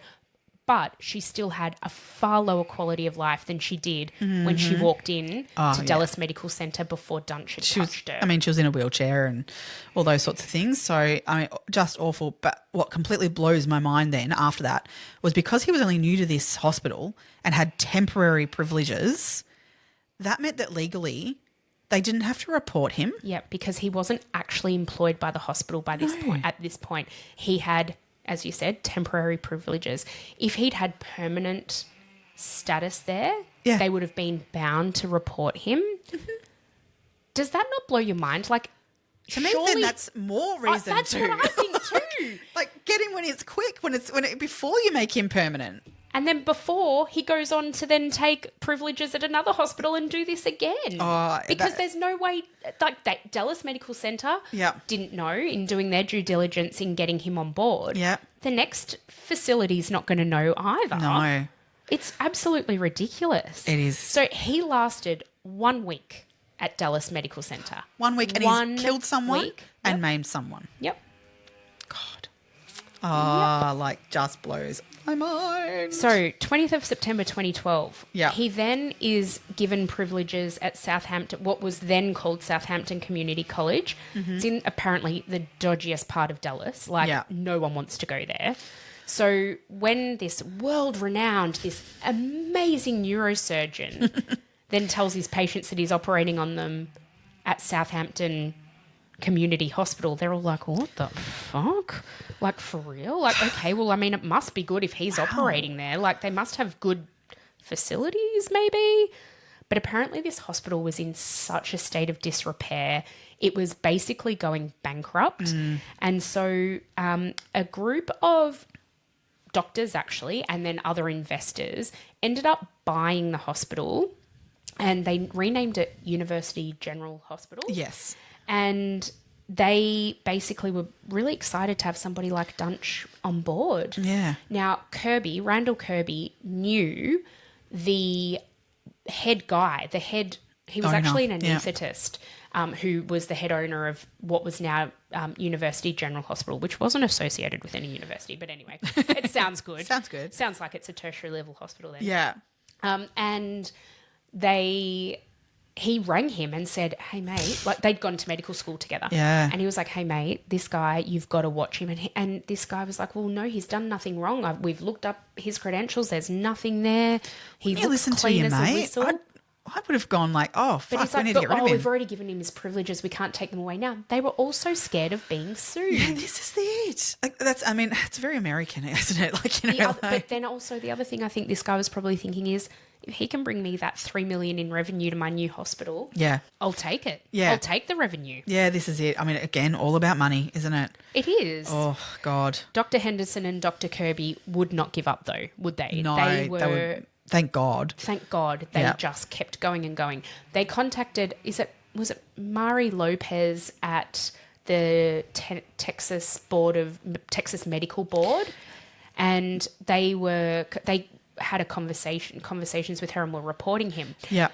Dr. Henderson actually recorded his initial phone call to Mary Lopez to report Dunch. Yep. And in the recording, so he just had his mobile phone out and recorded it while he was on the phone. She did not ask him who he was, where he was calling from, his name. Didn't ask him. He volunteered that he was a vascular surgeon or whatever. He's a spine surgeon, isn't he? Yeah, he was neurosurgeon. Yeah. But that was all. Didn't ask him which hospital he worked at, nothing. Oh my God. And he says, have you heard of him? Have you received our other complaints? We've put other complaints in writing. I'm following up to see what's being done about this because this is it. People were complaining. He's had another adverse outcome now. And she was like, oh, I can't discuss an open case, basically. But wasn't an open case though? Like, were they looking at him? We actually don't know. No. We actually don't know. Jesus. 8 weeks after Mary Eaford's surgery, he was operating again at University General Hospital. Yeah. This patient was Jeff Cheney. Yes. This was in September of 2012. He'd had a bad back since his 30s. Just one of those reuse. Was this the mechanic? Oh, I get confused because there's Jeff Glidwell as well, and I get confused between the two. Anyway. Oh, no, he was a mechanic. Yeah. Jeff Cheney was the mechanic, yes. Yep. I actually did have that in my notes. Post-surgery, so he'd had this chronic back issue. He was a mechanic. He's constantly bending over cars. It would have been, it's a really taxing job on your body. Absolutely. He was earning $100,000 a year, doing really well for himself. He and his wife were like, coming up to a point where, they were sort of getting into the twilight of their working careers and this was something that they wanted to have fixed so that they could go into retirement again. Yeah. Pain-free and, finish off the last few years of his golden working years life. of your life. That's it. Yeah. He now can't work anymore after this surgery. He's in constant pain. Apparently after the surgery, Dunch went in and said to him, I don't know why you're this way. Everything went perfect in there. Not my fault. You know what he'd done? He cut Jeff's spinal cord. God. He told Jeff it was just the swelling that was causing the paralysis. And then, that's right. He said it would just ease up after time. It's just swelling. He was paralysed from his chest down. Yeah. No, it was because you severed. Yeah. You butchered his spinal cord. Yeah. What the fuck? Oh, it's just awful. Oh, just absolutely horrific. December 2012, Tex Muse. He was a young man, very young at the time. He went to see Dunch because, again, I think he'd had, was he in a car accident or something when he was younger? He'd had some kind of trauma. And when he went to see Dunch, he said that Dunch said to him, oh, you should have had surgery on this 5 years ago. Yeah, he had degenerated discs for whatever reason, but I don't know what from. From an accident or something that caused that to sort of start. Yeah. And so Dunch is like, we need to get you into surgery tomorrow. Yeah. Like, time was of the essence. It's almost like, I may have a bill to pay. Yeah. Hey? Yeah. Do you? Yeah, exactly. Possibly. Absolutely. Oh. So I feel like he was also rushing his patients into having these surgeries and making these decisions because he basically had to get them in quick before they could figure him out. Yeah. Yeah. And that's what happened with Tex. The night before his surgery, so he was scheduled very quickly. I think 2 days after he'd seen Dunch, he was scheduled for the surgery. Get in. Yeah. The night before the surgery, he said he was feeling a bit nervous and a bit apprehensive, and it did all come about very quickly. He decided to Google Dunch. Yeah. And in doing so, he found out about Kelly Martin's death. Yeah. He called Dunch, and Dunch apparently yelled at him and swore at him and basically said, why are you fucking questioning me? I am a I am a top of the line neurosurgeon. How dare you? How Yes. dare you question me? Would that make you then go, no, well, I'm not doing this. there's no way I would be going through with a surgery with somebody who spoke to me like that. 100%. No way. But he did. He did. Oh. Dunch told him, though, that the patient didn't die from his surgery. It was a complication from the anaesthesia. Yeah, he blames it on someone else. It's Of not course, me. it was I'm never amazing. his It's fault. not my fault. Never his fault. No. So Tex was like, oh, okay. Like, he got really angry because it wasn't his fault and he was so... Like, he didn't want to be blamed for something that was, oh, well, actually, Tex, you should have listened to your gut, mate. Yeah, oh, God, yeah. Yep.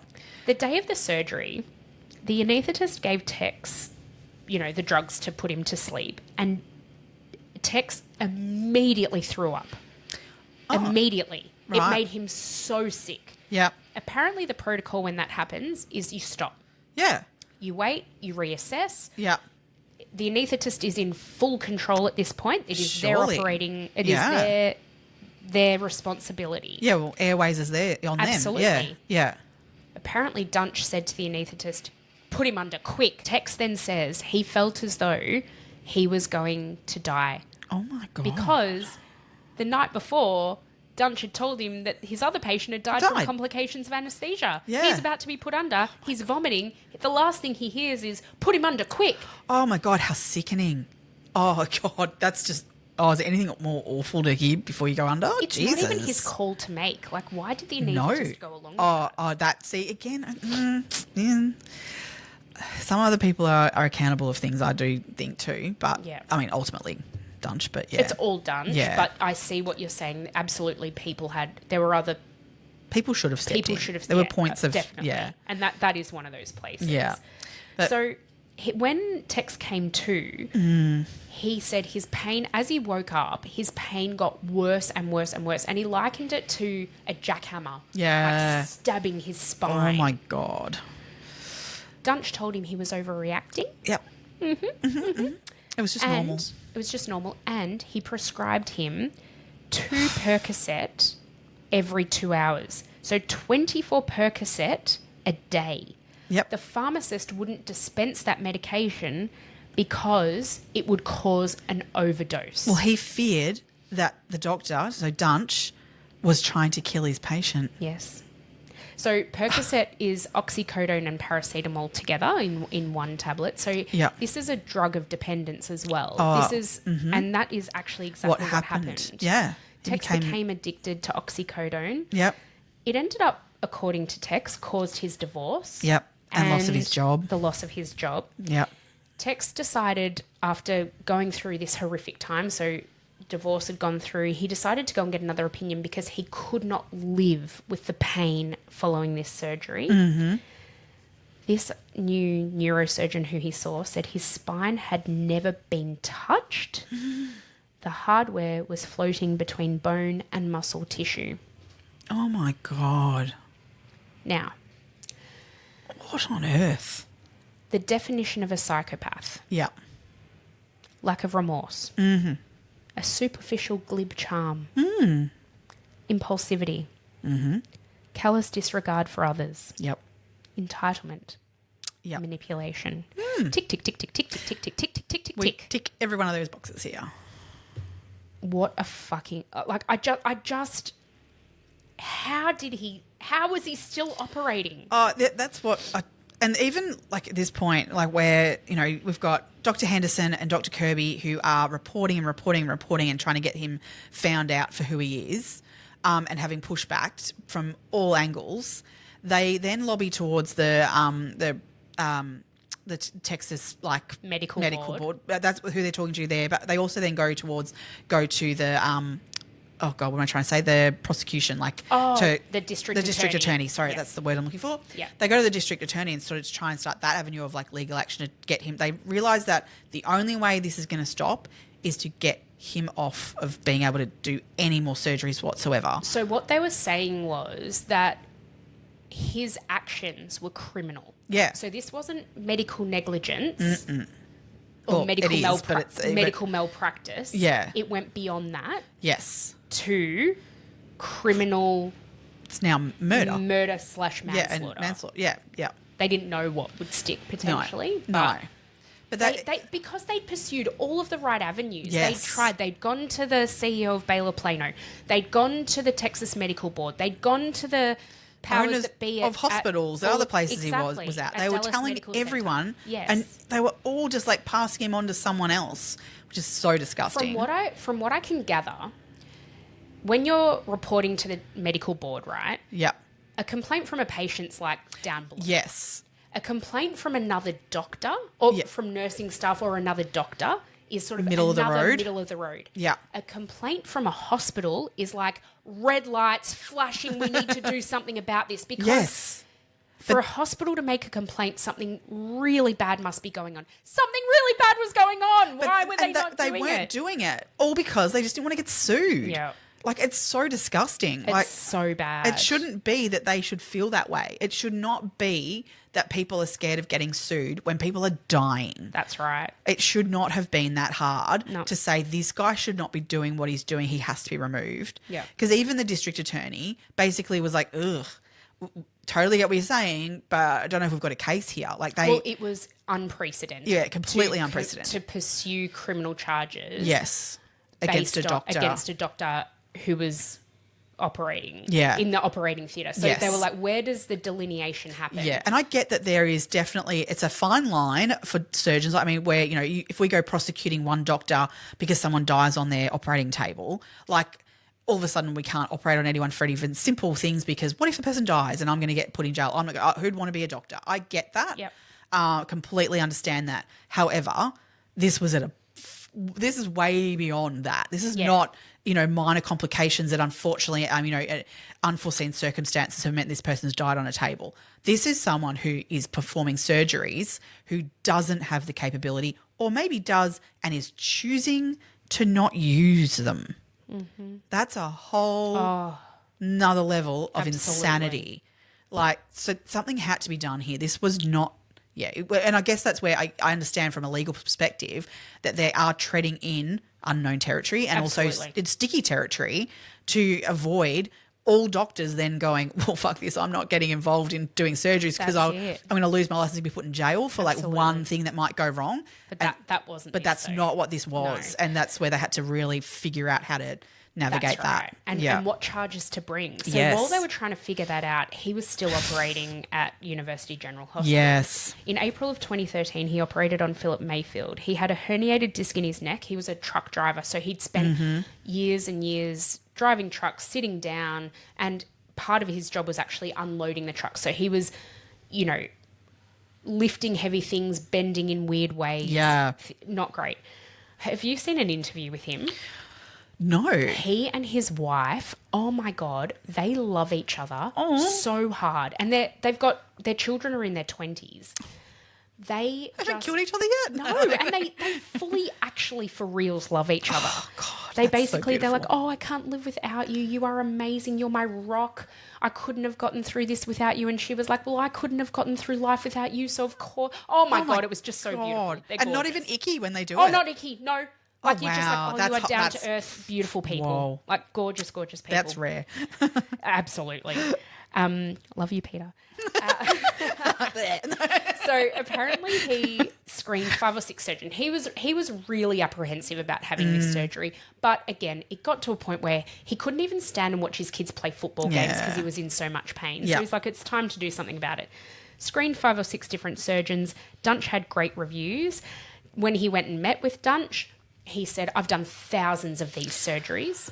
No. He'd done less than 20 throughout his entire career / training. Yeah. He said his office looked really professional. Dunch told him that it was a 45-minute operation, run-of-the-mill, standard, could do it any day of the week, easy. Could do it with his eyes closed. It turned out he was actually in surgery for somewhere between 6 and 8 hours. When he woke up... Unbelievable. When he woke up, he couldn't move. He couldn't feel anything from his chest down. He was told he would never walk again. To this day, he uses a walker to get around. So he was actually able to gain some movement back, but he can't fully weight bear. Oh, so basically gone from not being able to stand at his kids' sporting events to not being able to stand anywhere. Anywhere. That's fucked. He also because of this, something happened. I'm not quite sure exactly the mechanism of this, but there was something to do with his blood pressure now, and it can just plummet and he just passes out at any moment. Holy So he can't crap. drive anymore. Oh, God. Which is his bread and butter. Yeah. And they'll be somewhere and he doesn't even feel it coming on. He just passes out. Oh, my God. That's awful. Oh, my God.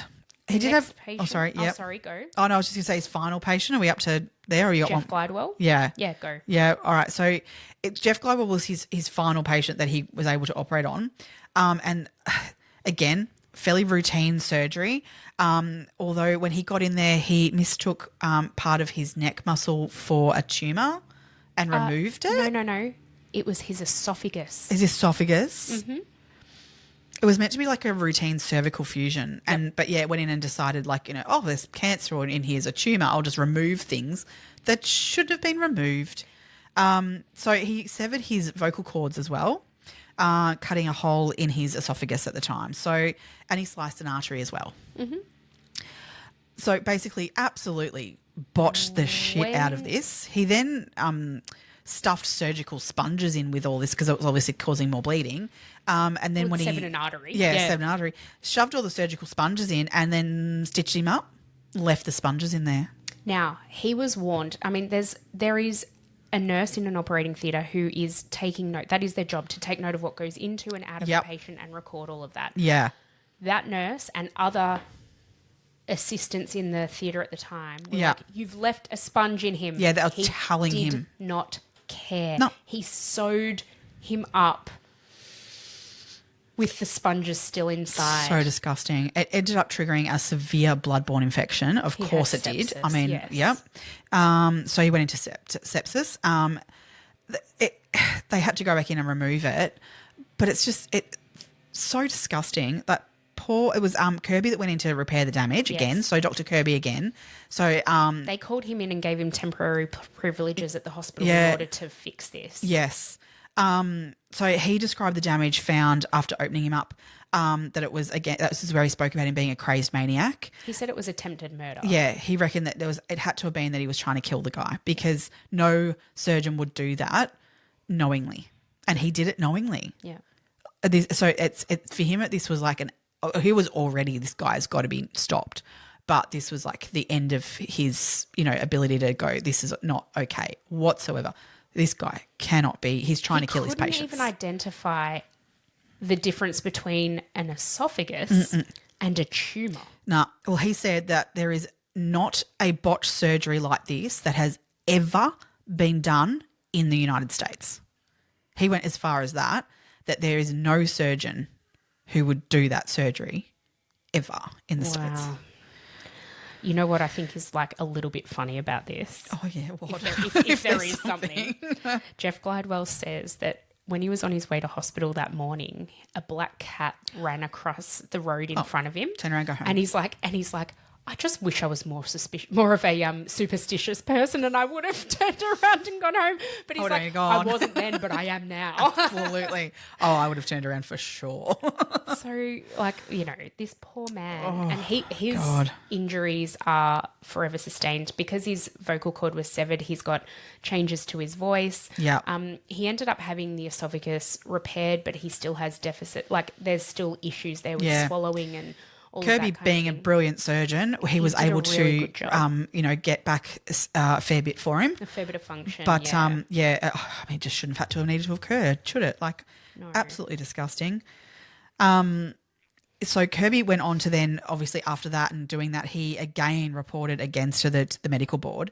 And in that he wrote that he called Dunch a sociopath and a clear and present danger to the citizens of Texas. He also said that you must, what did they say, revoke his medical license immediately. He said, I'm not mincing words anymore. I'm not making this professional. I can't. No. It has to be black and white. They do not understand the absolute severity of what's going on here. So they did fortunately at that point on June 26th in 2013, they did remove Dunch's license. Suspended it. Well, suspended it. Sorry, they did suspend at that point to be investigated. Yeah. Thankfully that they did do that and didn't go, oh, well, we'll investigate, and leave him doing things. Yeah, They did true. suspend it whilst they They investigated. couldn't not. Oh, my God. It should never have got to anywhere near this. Yep. So upon this suspension, obviously he can't then practice. He was in so much debt. Dunch was in so much debt. It was like $1 million worth of debt. He was then arrested for driving under the influence in Denver because he'd actually moved to Denver, Colorado in amongst all of this because he needed to get away because people knew who he was. Yeah. He was everywhere. There was a lot of media coverage. Yeah. And I believe Wendy had moved to Denver to... I think she had a sister there or something. She tried to get away from him, did she? Yeah, 'Cause and then he followed her there. Yeah. And he stayed one night with the sister and her, and she got pregnant again in one night. Oh, my God. They must be so fertile together. Fertile. And the timing of things, like to basically God. the first time they ever slept together, she fell pregnant. This was one night he was back in Denver. They hadn't slept together for years at this point. Oh, my God. Slept together again, and she fell pregnant with their second son. Oh, why is it like people like him that can be that fertile, really? With how much drug use too, he probably... Exactly. Oh, God, what the hell? Exactly. So he was arrested while he was in Denver for driving under the influence. Yeah, he really spiraled here, didn't he? He really Yeah. did. And then he was arrested in a Walmart for shoplifting. Oh, I've got to get my notes for Shoplift this. pants or something, was it? Oh, my God. I've written a list because I was like, what the fuck? So office supplies, Diet Coke, pants, a keyboard, a hat. What the fuck? And the CCTV is really funny of this because he puts the hat on. I mean, it's a hat. He then puts everything into one trolley. Yeah. And then he's got a staged trolley that he's set up elsewhere with bags in it that he'd left in a different area. He collects all these fucking random things. Right. He goes to the trolley that he'd set up and he puts all of the shit that he's stealing into these bags, and then he just walks out the front door. And, I mean, the CCTV is so clear. You can see exactly what he's doing. So security get him and bring him back in. Yeah. What the fuck did he... Like, what the fuck? Oh, my God. Do you think there weren't cameras everywhere? Like, just at the front? I don't know. Or something? Oh, my I don't know what God. he thought. wow. I really don't know. Oh, my God. Yeah. Yes. So the Attorney General filed a motion to intervene in the suits to defend Baylor Plano. So this was now where the prosecution was going, the district attorney was going in terms of prosecuting him. Yeah. In the state of Texas, unfortunately, I guess for the individual patients involved, there is a cap of $250,000 in terms of suing a doctor for libel. Yeah.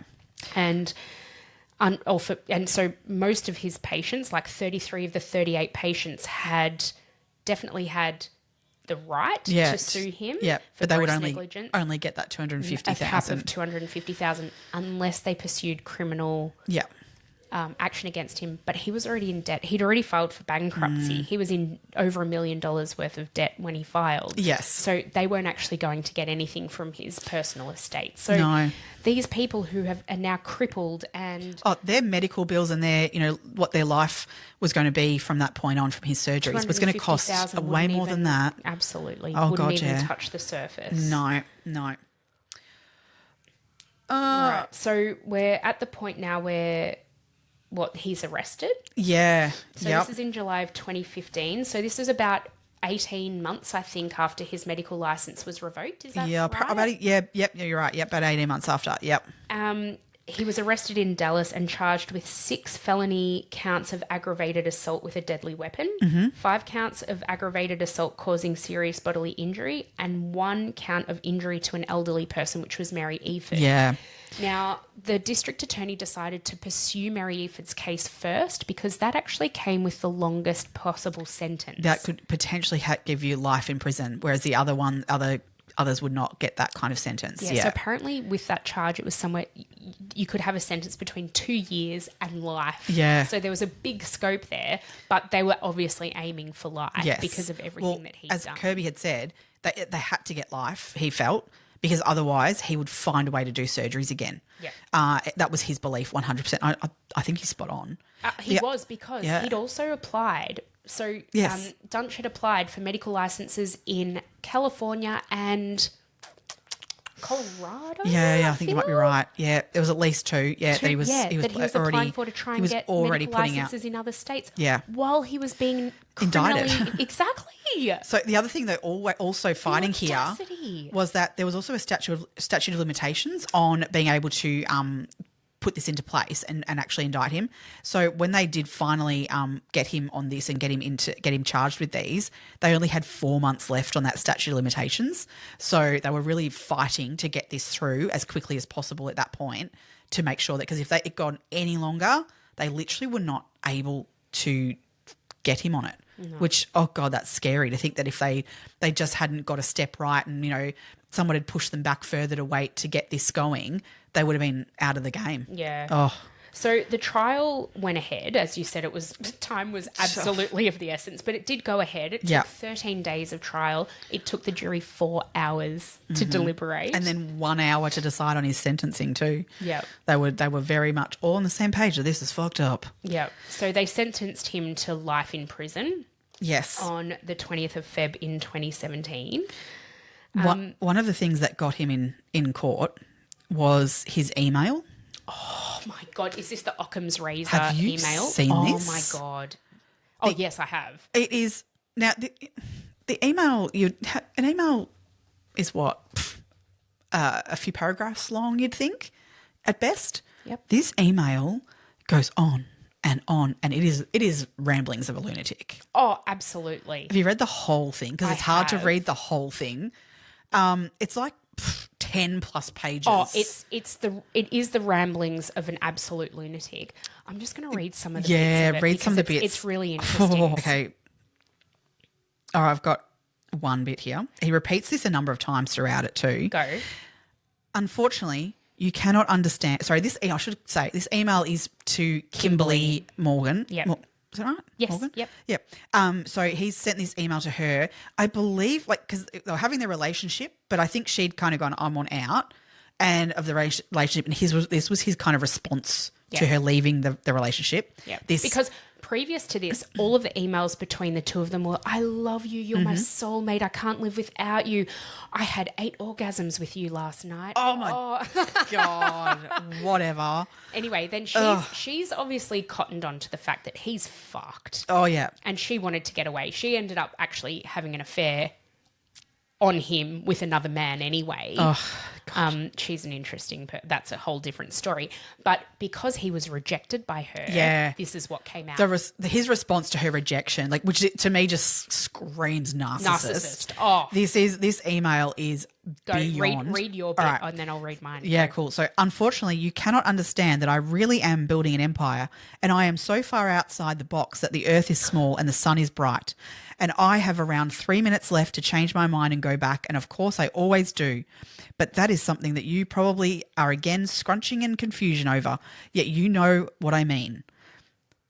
It just... Oh, it makes no sense. This is the bit that I loved. I mean, loved, but fucking hated. Yeah. Anyone close to me thinks that I am likely something between God, Einstein, and the Antichrist. Because how can I do anything I want and cross every discipline boundary like it's a playground and never, ever lose? But unfortunately, despite the fact that I'm winning, it is not happening fast enough. What is the problem, Kim? Oh, God. Well, so this is the bit, though, in the trial that got him. Yep. Okay, so you, my child, are the only one between me and the other side. I am ready to leave the love and kindness and goodness and patience that I mix with everything else that I am and become a cold-blooded killer. The sad fact is that I would go faster, do better, and catch more respect and honour by fucking everyone in the brain, emotionally and mentally controlling them in the manner that borders on abuse, doesn't border on, taking no prisoners and sending everyone in my way, and especially that fucks with me to hell for the simple fact that they thought they could much less tried. Doesn't make any sense. It doesn't make sense. No, but basically, there's a lot of rambling. There's so much rambling. But this bit, particularly that bit where he basically says, "I'm ready to become a cold-blooded killer." He's already a cold-blooded killer. Well and truly. And yeah, he is abusive. Apparently, Wendy was physically abused as well as emotionally and mentally by him. He is an absolute piece of shit. Oh, and an absolute control freak. When she came Yeah. home from hospital, so he didn't even attend the birth of their second child. When she came home from hospital after the birth of their first child, he'd already entered into this relationship with Kimberly. Yeah.